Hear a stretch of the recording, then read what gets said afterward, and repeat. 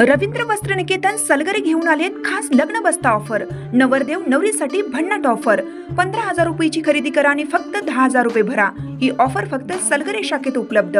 अप्रतिम लग्न सराई कलेक्शन, सुंदर नवरीसाठी भरजरी साड्या, नवऱ्यासाठी शाही शेरवानी सूट। आहेरी ऑफर ही सुरू। आहेरी साड्या 10 घ्या 1 फ्री। पॅन्ट शर्ट जोडी 10 घ्या 1 फ्री। ऑफर फक्त 31 मे 2025 पर्यंत। रवींद्र वस्त्र निकेतन सलगरे, तालुका मिरज।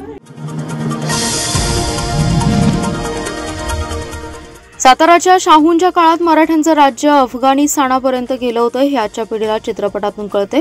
छत्रपतींचा इतिहास चित्रपटातून समजतो हे दुर्दैव असल्याची खंत राज्याचे सार्वजनिक बांधकाम मंत्री शिवेंद्रराजे भोसले यांनी व्यक्त केली आहे। गावभाग येथील विसावा मंडळाच्या वतीने 5 शिवोत्सवाचं आयोजन करण्यात आले। शनिवारी राष्ट्रीय स्वयंसेवक संघाचे कोल्हापूर येथील सहसंयोजक भगतराम छाबडा, श्री छत्रपती शिवरायांचे व्यापक हिंदू संघटन या विषयावर व्याख्यान झाले। या कार्यक्रमाच्या अध्यक्षस्थानी शिवेंद्रराजे भोसले होते। यावेळी ते बोलत होते। स्वागत अध्यक्ष आमदार सुधीर गाडगे होते, तर कार्यक्रमाला मंडळाचे अध्यक्ष संजय चव्हाण उपस्थित होते। मंत्री शिवेंद्रराजे भोसले म्हणाले, सातारच्या शाहूंच्या काळात मराठ्यांचं राज्य अफगाणिस्तानापर्यंत गेलं होतं हे आताच्या पिढीला चित्रपट आणि मालिकांमधून कळतं।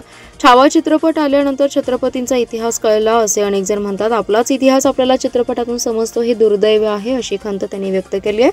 तर छत्रपती शिवाजी महाराजांचा इतिहास अमित शहा लिहित आहे। शिवसृष्टी कार्यक्रमात ते म्हणाले होते की शिवाजी महाराज विलासी राजा नव्हते। त्यांनी राजस्थान, गुजरातमध्ये हिंदू धर्माला मानणारे राजे होते। त्यांना कधी त्रास दिला नाही। धर्माच्या विरोधात जिथे गोष्टी होत होत्या त्या ठिकाणच्या अन्यायाला वाचा फोडण्याचं काम त्यांनी केले अशी आठवण शिवेंद्रराजे यांनी यावेळी सांगितली। कार्यक्रमावेळी शिवेंद्रराजे भोसले यांच्या हस्ते बॉम्बे ब्लड ग्रुपचे रक्तदाते तासगावचे विक्रम यादव आणि ध्यानचंद मधवांनाच यांचा सत्कार करण्यात आलाय। वारंवार मारहाणीच्या रागामुळे तासगाव येथे मयूर माळी या तरुणाचा डोक्यात दगड घालून खून केल्याची कबुली आई आणि बहीण यांनी दिली, तर कोणाला समजू नये म्हणून पेटवून देत खोटी माहिती देऊन खून करून पुरावा नष्ट करण्याचा प्रयत्न केलाय अशी माहिती पोलीस निरीक्षक सोमनाथ वाघ यांनी दिली आहे। या प्रकरणी मयूरची आई सौ संगीता रामचंद्र माळी आणि त्याची बहीण काजल रामचंद्र माळी यांना अटक करण्यात आली आहे। जखमी मयूर माळी यास ग्रामीण रुग्णालयात उपचाराकरिता दाखल केल्यानंतर पोलिसांनी मैताच्या शरीराचं बारकाईनं अवलोकन केलं। यावेळी त्याचं शरीर भाजलं होतं, तसंच डोक्यात, कपाळाच्या वरील बाजूस, केसांमध्ये सुमारे 1.5 इंच लांबीची आणि 1 सेंटीमीटर खोली असलेली जखम दिसून आली, तर मैताचा डावा कान तुटलेला दिसला आणि डाव्या डोळ्याच्या भुवईवर जखम दिसली। नाकामधून आणि ओठामधून थोडासा फेस आल्याचंही दिसलं। मैताच्या शरीरावर आढळून आलेल्या जखमांमुळे त्यांची शंका बळकावली। मयत मयूर ज्या ठिकाणी मयत अवस्थेत मिळाला होता त्या ठिकाणी रक्तमिश्रित पाणी आढळले, तसेच शेजारीच एका हातात मावेल इतका दगड, तसेच थोड्या अंतरावर दुसरा एक चपट्या आकाराचा मोठा दगड, त्यावर रक्ताचे डाग असलेला मिळून आलेत। या ठिकाणाची आणखी पाहणी करून घटनास्थळाचा पंचनामा केला। त्यानंतर आई आणि बहीण यांच्याकडे चौकशी केली असता त्यांची मयतासोबत वारंवार भांडणे होत होती हे समजलं। त्यावेळी मयत हा त्याची आई आणि बहीण यांना शिवीगाळ करून मारहाण करत होता। त्यामुळे मयत मयूरवर बहीण काजल आणि आई सौ संगीता यांचा राग होता। वादानंतर मयूर हा त्यांना शिवीगाळ करून लाथाबुक्यांनी मारहाण करत असे। त्यानंतर त्यांनी त्याचा काटा काढण्याचं ठरवलं होतं। मयूर यास गाढ झोप यावी यासाठी मयताची बहीण काजल हिने पाण्याच्या बादलीत जायफळाची पावडर टाकून ती बॉटल ठेवली होती। त्या दोघी उठल्यानंतर त्यांनी मयूर यास आवाज दिला असता तो उठला नाही। तो गाढ झोपेत असल्याचं लक्षात येताच डोक्यात त्याची आई संगीता यांनी दगड घालून त्याचा खून केला, तर केलेला खून कोणाला समजू नये म्हणून त्याची आई आणि बहीण यांनी मिळून त्याच्या अंगावर कपडे टाकून त्यावर कापूर पेटवून दिला। कुपवाडमधील पंचकल्याणक प्रतिष्ठा महामहोत्सवात आज मौजी बंधन संस्कार आणि राज्याभिषेक सोहळा दिमाखात पार पडलाय। कुपवाडमधील पंचकल्याणक प्रतिष्ठा महोत्सवाच्या 5व्या दिवशी मंगळवारी अयोध्या नगरी सभा मंडपातील नित्यपूजा विविध नित्यपणे पार पडली आहे। सकाळच्या सत्रात मुलांचे मौजी बंधन संस्कार आणि मुलींवर सरस्वती संस्कार झाले। दुपारी राज्याभिषेक आणि नजराना विधीने वातावरण भक्तिमय बनलं। राज्याभिषेक सोहळ्यात आदिनाथ महाराजांचा राज्याभिषेक हे दृश्य साकारण्यात आले। 32,000 मुकुटबद्ध राजे राज्याभिषेक सोहळ्याला उपस्थित होते। देश विदेशातून आलेल्या राजांनी हिरे, माणिक, मोती आदी किमती नजराणा पेश केला। त्यानंतर नीलांजना नृत्य सादर करण्यात आलं। त्यानंतर शास्त्रोक्त दीक्षा कल्याणक विधी पार पडला। दरम्यान पहाटे मंगलवादी घोष, मंगलाचरण, सौधर्म, इंद्रायणीचे हत्तीवरून मिरवणुकीने मंडपात आगमन पंचामृताभिषेक, शांती मंत्र पठण, होम हवन पार पडलं. दुपारच्या सत्रात आचार्य श्री शीतल सागरजी महाराज व आचार्य श्री जिनसेनजी महाराज यांचं मंगल प्रवचन झालं. जिनवाणी मिरवणूक, देवशास्त्र, गुरु आरती, रात्री सांस्कृतिक कार्यक्रम पार पडले. संध्याकाळी 56 घोड्यावरून 56 राजांची भव्य सौवाद्य मिरवणूक काढण्यात आली. यावेळी पंचकल्याण पूजेचे आहारदाते महावीर पाटील, सौ पद्मश्री पाटील या दाम्पत्याचा सत्कार करण्यात आला. दरम्यान दुपारी आचार्य कुंथुसागर महाराज आणि त्यांच्या संघातील 15 मुनी महाराज पंचकल्याण पूजेस भेट देऊन श्रावक श्राविकांना आशीर्वाद दिलेत. पंचकल्याण पूजेस माजी खासदार राजू शेट्टी, माजी नगरसेवक षटजी मोहिते, वसंतदादा शेतकरी साखर कारखान्याचे उपाध्यक्ष बाळासाहेब पाटील यांनी भेट दिली. कमिटीच्या वतीने त्यांचा सत्कार करण्यात आला. सुरेश खाडे यांनी एका कार्यक्रमामध्ये केलेलं वक्तव्य हे गमतीने केलं होतं, ते गांभीर्याने केलेलं नाही. भाजपचे खासदार संजय काका पाटील यांच्याकडेही आम्ही निधीसाठी मागणी केली होती, पण याचा अर्थ असा होत नाही की आम्ही पक्ष सोडून अन्य पक्षाच्या उमेदवारासाठी काम केलंय. आम्ही काँग्रेसचं काम केलं, असा खुलासा मिरजेचे काँग्रेस पक्षाचे शहराध्यक्ष माजी नगरसेवक संजय मेंढे यांनी केलाय. आमदार सुरेश खाडे यांनी एका कार्यक्रमात मागील 4 विधानसभा निवडणुकीत काँग्रेस पक्षाला बाजूला ठेवून भाजपाचे उमेदवार आमदार सुरेश खाडे यांना मदत केल्याचं वक्तव्य स्वतः त्यांनी केलं.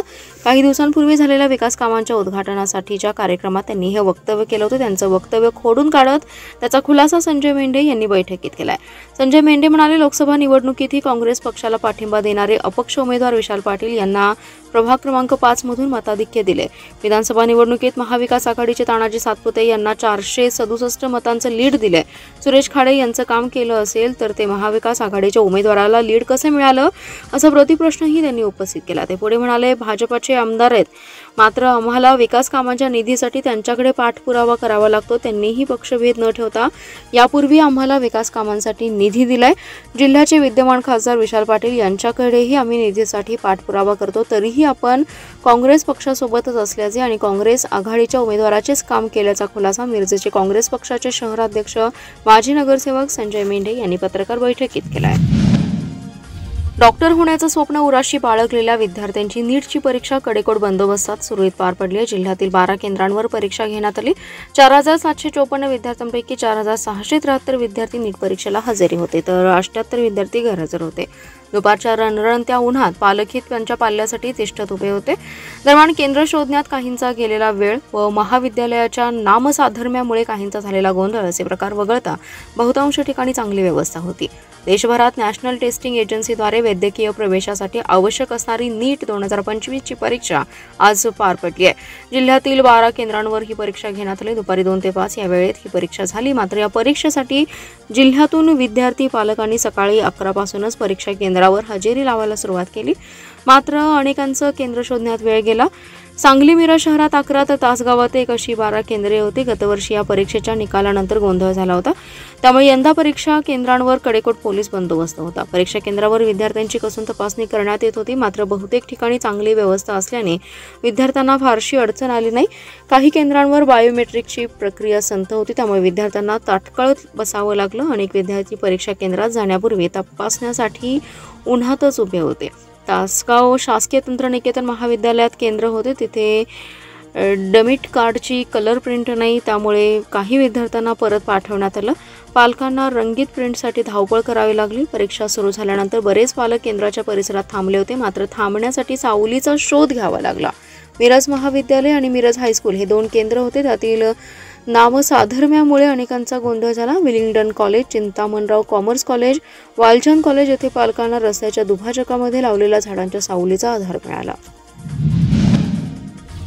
मिरजेतील भीम आर्मी संविधान रक्षक बलच्या वतीने हजरत टिपू सुलतान यांचा शहीद दिवस भीम आर्मी कार्यालय मध्ये त्यांच्या फोटोस पुष्पहार अर्पण करून आदरांजली वाहण्यात आली. यावेळी भीम आर्मी संविधान रक्षक बलाचे संस्थापक अध्यक्ष जयलाभ शेख म्हणाले की 25,000 सैनिक घेऊन ब्रिटिशांच्या 3.5 लाख सैनिकांची झुंज करणारा महान योद्धा, भारत देशाचा पहिला मिसाईल मॅन म्हणून ओळख, ज्याची जगामध्ये व मातृभूमीच्या रक्षणासाठी धारातीर्थ पडलेले आणि दलितांना, शेतकरी आणि शेतमजुरांना न्याय देणारे राजे म्हणून ज्यांची जगामध्ये ओळख असणारे म्हणजेच हजरत टिपू सुलतान.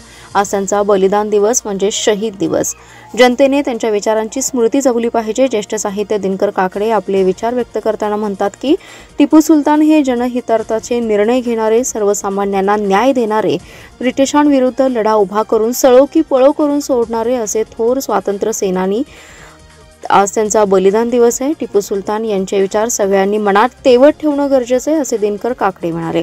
हजरत टिपू सुलतान यांच्या तैलचित्रास भीम आर्मी संविधान रक्षक बलाचे संस्थापक अध्यक्ष जयलाभ शेख व ज्येष्ठ साहित्यिक दिनकर काकडे यांच्या हस्ते हार अर्पण करून आदरांजली वाहण्यात आली. यावेळी जमीर शेख, सात गवंडी, हजरत टिपू सुलतान जयंती महोत्सव समितीचे नासिर शेख, जैन सय्यद, उमर फारूक चौगुले, शिराज शिकारी, शोएब कनवाडे यांच्यासहित कार्यकर्ते मोठ्या संख्येने उपस्थित होते. आपण आतापर्यंत जास्तीत जास्त असंघटित कामगारांपर्यंत पोहोचून त्यांना विविध प्रकारचे लाभ मिळवून दिल्याचं पाहून समाधान वाटते. आता असंघटित कामगारांच्या कुटुंबातील मुले कशी शिकतील, उच्च शिक्षण घेऊन स्वतःच्या पायावर कशी उभा राहतील, या कुटुंबातील व्यसनी व्यक्तींच्या व्यसनमुक्तीला प्राधान्य देऊन काम करावं असं आवाहन आमदार जयंत पाटील यांनी केलंय. इस्लामपूर येथे राष्ट्रवादी काँग्रेस शरदचंद्र पवार असंघटित बांधकाम कामगार संघटनेच्या वाळवा तालुका, इस्लामपूर शहर, आष्टा शहरच्या वतीने विजयराव यादव, माणिकराव पाटील, जयकर खांबे, महेश माळी यांचा सत्कार करण्यात आलाय. तालुका कार्याध्यक्ष अविनाश गायकवाड, उपाध्यक्ष पांडुरंग पाटील, असलम संदे, सचिव सुधीर लोंढे, इस्लामपूर शहर उपाध्यक्ष पांडुरंग भोसले यांना निवडपत्र देण्यात आली. यावेळी 1000 कुटुंबांना भांडी संच वाटप करण्यात आले. त्यावेळी बोलताना जयंत पाटील म्हणाले, असंघटित कामगार हा दुर्लक्षित घटक होता. तत्कालीन सरकारने विविध कल्याणकारी योजना आणल्या. भविष्यात घरगुती कामगार, रिक्षावाल्यांची संघटना बांधून न्याय मिळवून देऊ.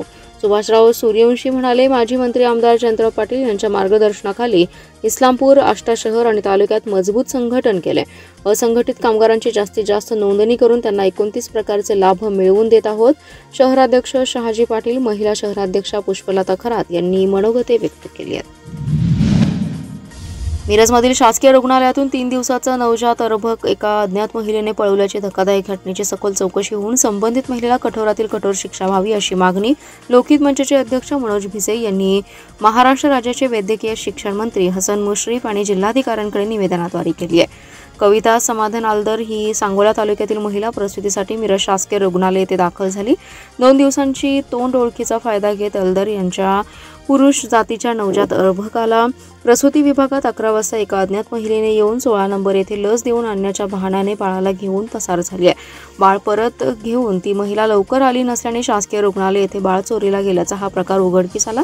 या घटनेमुळे सुरक्षा चव्हाट्यावर आली असून सध्या रुग्णालयाची सुरक्षा व्यवस्था आहे ती सर्वसामान्य रुग्णांच्या नातेवाईकांना मात्र या कारणाने अडवून त्यांची चौकशी करतात. मात्र अशा वेळी ते आपली कार्यतत्परता विसरतात का असा सवाल नागरिकांमधून होतोय. त्यामुळे या घटनेला सर्वस्वी सुरक्षा व्यवस्था आणि हॉस्पिटल प्रशासन जबाबदार असल्याने तात्काळ तपास चक्रे हलवून सदर मूल सुरक्षितपणे त्यांच्या नातेवाईकांच्या हवाली करण्यात यावं यासाठी चौकशी समिती नेमून तपास करावा. अन्यथा या प्रकरणाविरोधात नागरिकांना घेऊन तीव्र आंदोलन करण्यात येईल असा इशाराही लोकहित मंचच्या वतीने देण्यात आलाय.